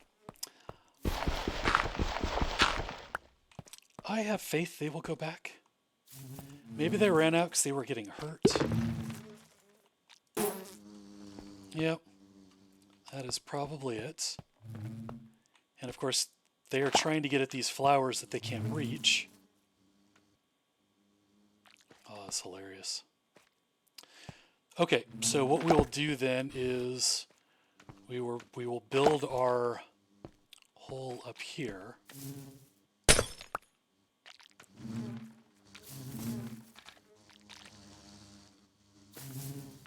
All right, so we got 2 bees in there. We'll grab these guys. I think, oh, you know what? I think it's 3 bees per hive.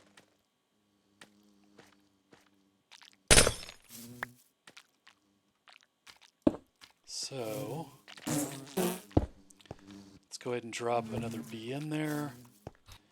Do the same thing here.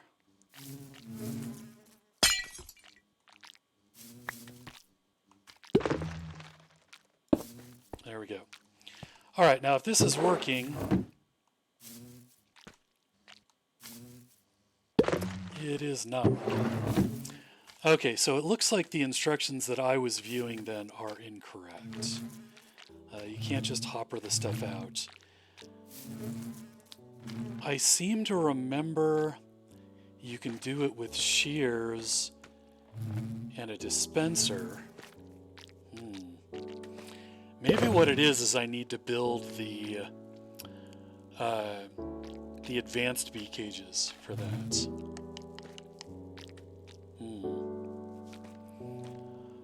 Alright, so I think what I need to do at this point then is do a little bit more, research on how the bee automation works, and then come back and set something up. So I think I'm going to go ahead and shelve this for now. I'm getting a little hungry anyways, so I think I'm going to break and make some food, and next time I will dig into the bee automation a bit more. So I'm going to go ahead and stop the video here. Thank you very much to everybody who showed up and watched, and those who watched the VOD, I certainly appreciate it. And I will see everyone next time, so take care.